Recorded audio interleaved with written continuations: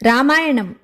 రామలక్ష్మణులు, విశ్వామిత్రుడు, ఇతర మహర్షులు శివధనస్సును దర్శించేందుకు జనకపురికి వెళ్తూ ఉంటారు. మార్గమధ్యంలో ఒక నిర్మానుష్యమైన ఆశ్రమం కనిపిస్తుంది.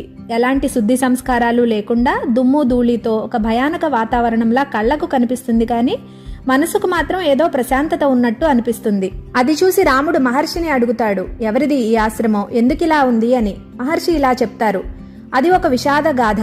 ఇది గౌతమ మహర్షి ఆశ్రమం. న్యాయశాస్త్రాన్ని అందించిన ధర్మజ్ఞుడు, అగ్ని వంటివాడు.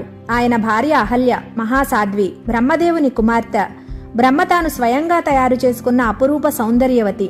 వారిద్దరి దాంపత్యంలో ఒకప్పుడు ఈ ఆశ్రమం ఎంతో దేదీప్యమానంగా వెలిగిపోతూ ఉండేది. గౌతమ మహర్షి గొప్ప తపస్వి, అగ్నిలా వెలిగిపోతూ ఉండేవారు. సామాన్యుడు తమ కంటితో చూడలేకపోయేవారు ఆయన్ని.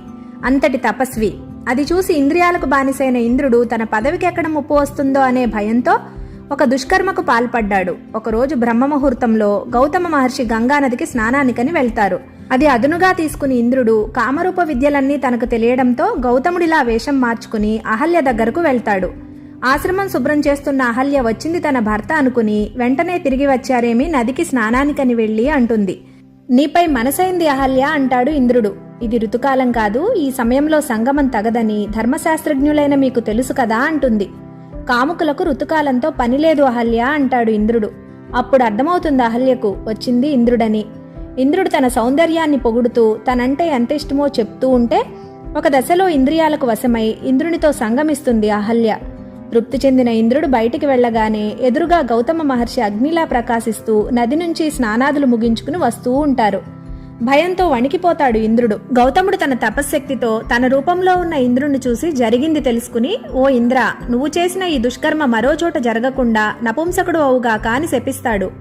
అహల్యను చూస్తూ, నువ్వు ఇక్కడే ఈ మట్టిలో ఎవరికీ కనబడకుండా వాయుభక్షణం మాత్రమే చేస్తూ కొన్ని వేల సంవత్సరాలు ఇక్కడే పడి ఉందువుగాక అని శపిస్తాడు. అహల్య బోరున ఏడుస్తూ తనను క్షమించమని, శాప విమోచనం ఇవ్వమని వేడుకుంటుంది. దశరథుని కుమారుడైన రాముడు ఒక సమయంలో ఈ ఆశ్రమానికి వస్తాడు.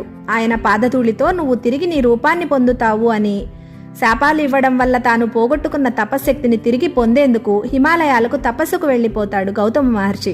అహల్య మాత్రం ఇక్కడే పశ్చాత్తాపంతో ప్రాయశ్చిత్తంగా కొన్ని వేల సంవత్సరాల నుంచి తపస్సు చేస్తూ ఇక్కడే ఉండిపోయింది అని విశ్వామిత్ర మహర్షి రాముడికి చెప్తారు. రాముడు ఆశ్రమంలో అడుగు పెట్టగానే గాలిలో గాలిగా, ధూళిలో ధూళిగా, కనపడకుండా ఎక్కడో ఉన్న అహల్య రామపాద స్పర్శకు తిరిగి తన పూర్వరూపం పొందుతుంది.